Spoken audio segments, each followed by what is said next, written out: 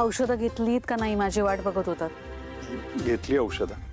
म्हणजे काय सगळं मागे लागलंय ना, काही कळत नाही.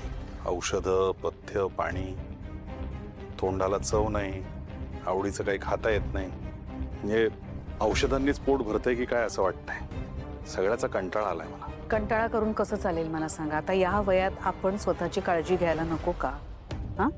आणि आपण जर का पथ्यपाणी केलं नाही तर औषधं सुद्धा लागू पडत नाहीत, माहितीये ना तुम्हाला? ठीक आहे, मला सांग, नीलशी काही बोलणं झालं का? काय म्हणाला तो? मला जरा काळजी वाटते नीलची. का? काय झालं? नाही, शांत शांत राहतोय, कोणाशी काही बोलत नाहीये, विचारलेल्या प्रश्नांची फक्त उत्तरं देतोय. नाही, असं होणं साहजिकच आहे. अचानक संसाराची घडी विस्कटली गेली त्याच्या. नाही म्हटलं तरी ऐश्वर्या बायको होती त्याची. ऐश्वर्याशी काय बोलणं झालं? काही बोलला? नाही, नीट असं काही नाही. मी विचारून बघितलं पण खूप जुजबी उत्तरं देतोय. एका विचित्र वळणावर आलंय त्याचं आयुष्य. अशा आडनेड्या वयामध्ये अचानक असा संसार. मुख्य म्हणजे आता पुढे काय हा प्रश्न त्याच्या पुढे उभा असणार डोंगरासारखा. ऐका ना, म्हणजे ऐकून घ्या, नुसतं शांतपणे ऐका. मला असं वाटतंय की आपण जर का मनावर दगड ठेवून ऐश्वर्याशी बोललो तर म्हणजे हे सगळं नीलसाठी. काय बोलतेस तू? ऐश्वर्याशी काही बोलायचं बाकी राहिलंय का? आणि बोलून काय होणार आहे? तुझ्या मनात अजूनही ऐश्वर्याबद्दल सॉफ्ट कॉर्नर आहे का? नाही हो, सॉफ्ट कॉर्नर वगैरे काही नाही. मी जे काय बोलले ते फक्त नीलसाठी. मला त्याची अवस्था अजिबात बघवत नाहीये म्हणून. आणि माझ्यासाठी आयुष्यात काय महत्वाचं आहे? माझा संसार, माझं कुटुंब आणि माझी मुलं. नीलची अवस्था मला अजिबात बघवत नाहीये. म्हणून असं वाटलं की एकदा ऐश्वर्याशी बोलूया का? असंही होऊ शकतं ना की तिला पश्चाताप झाला असेल, तिला तिची चूक कळली असेल, ती तिला सुधारायची असेल. एक संधी देऊन बघूया का तिला? तिलोत्तमा,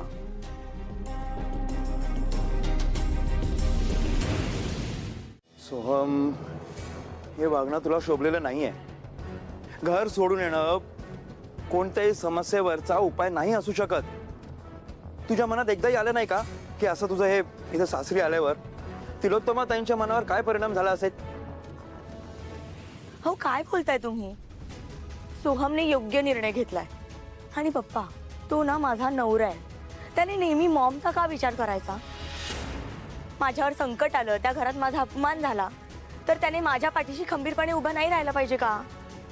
तारा बेटा, हे बघ, तो तुझा नवरा आहेच, पण त्याआधी तो त्या घरातला मुलगा देखील आहे, हे विसरू नकोस. तिलोत्तमा ताईंना मी चांगलं ओळखतो. या एका निर्णयामुळे त्या किती दुखावल्या गेल्या असतील याची कल्पना आहे का तुला? मॉमला काय वाटतं, मॉमला काय हवंय, मी असं वागलं तर मॉम काय विचार करेल? आयुष्यभर फक्त याच गोष्टींचा विचार करत आलोय मी बाबा. माझ्या संसाराची काळजी, मला काय वाटतं याचा कधी मॉमने विचार केलाय का? मग मी आता मॉमचा विचार कशाला करू? सोहम बेटा, ज्या घरात सगळे निर्णय त्या ठरवतात, तू घर सोडलंस याचा अर्थ तोच काढला जाणार जो त्यांना वाटतोय. ताराने तुला फूस लावली असंच म्हणणार ते. तुमच्या दोघांच्या वेडेपणामुळे ताराबद्दलचं त्यांचं मत सुधरेल की अजून बिघडेल याचा साधा विचार तरी केला का तुम्ही? नाही केला विचार. पण तुम्ही सांगा ना मला, सारंग कसा सावलीच्या पाठीशी खंबीरपणे उभा असतो तिची ढाल बनून, तसंच जर सोहम माझ्या पाठीशी उभा राहिला तर काय प्रॉब्लेम आहे? तो माझ्या पाठीशी नाही का उभा राहू शकत? इतकी वाईट आहे का? तारा बेटा, सारंग सावलीचं उदाहरण देणं थांबव. प्रत्येक गोष्टी तुलना करणं हे बरोबर नाही. हे बघ, सारंग नेहमी सावलीच्या मागे उभा असतो कारण सावलीचा खरेपणा, निस्वार्थ भावना आहे तिच्याकडे. आणि सारंग नेहमी सावलीच्याच चांगल्या गोष्टींच्या मागे उभा असतो. तिच्यात आणि तुझ्यात खूप फरक आहे बेटा. ती घर तोडत नाही, घर जोडते. चांगल्या गोष्टींच्या मागे उभे राहणं आणि हट्टापायी घर सोडून येणं यात खूप फरक आहे बेटा. बाबा, मी जे काही केलं ते फक्त आणि फक्त तारासाठीच केलं. माझा कुठलाही वेगळा हेतू नव्हता त्यामागे. आणि जर तुम्हाला मी इकडे येण्याने अडचण होणार असेल तर इट्स अ कम्प्लिटली फाईन. मी माझी व्यवस्था कुठे वेगळीकडे करीन. इनफॅक्ट मी ताराची पण व्यवस्था माझ्याबरोबर करू शकतो. चल तारा, आपण वेगळीकडे जाऊ राहिला. प्लीज प्लीज सोहम, गैरसमज करून घेऊ नकोस.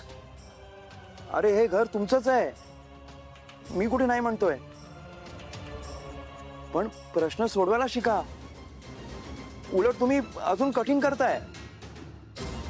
हे बघ बेटा, तुम्ही दोघांनी तिथे राहावं, दोघांनी सुखाचा संसार करावा, हेच मला वाटतंय. कारण तडकाफडकणी घेतलेल्या निर्णयांची खूप मोठी किंमत मोजावी लागते. ठीक आहे, आमचंच चुकलं. रागाच्या भरात नाही सुचलं आम्हाला. आता तुम्ही सांगा की आम्ही काय केलं पाहिजे, ह्याने मॉम आम्हाला परत घेतील. हे बघ मा, अशा परिस्थितीत फक्त एकच व्यक्ती मार्ग दाखवू शकतो, ती म्हणजे सावली. तू सावलीशी बोल बेटा. ते फोन करू का? नाही नाही, फोन नको. फोनवर गोष्टी अजून बिघडतील. तू एक काम कर, तिला उद्या सकाळी इथे बोलून घे. शांतपणे नीट तिला समजावून सगळं सांग. सध्या त्या घरात तिचं चालतं आणि तिची समजूत काढण्याची पद्धत वेगळी आहे. आता सावलीच हे सगळं निस्तरू शकते. सोम बेटा, मी परत एकदा सांगतो, गैरसमज करून घेऊ नका. हे घर तुमचंच आहे. पण मी हे सगळं म्हणतोय ते काळजीपोटी. Please don't misunderstand. Thank you so much बाबा. थँक्यू, तुम्ही मला समजून घेतलं. नाव रिलॅक्स. मी आलोच. Thank you so much.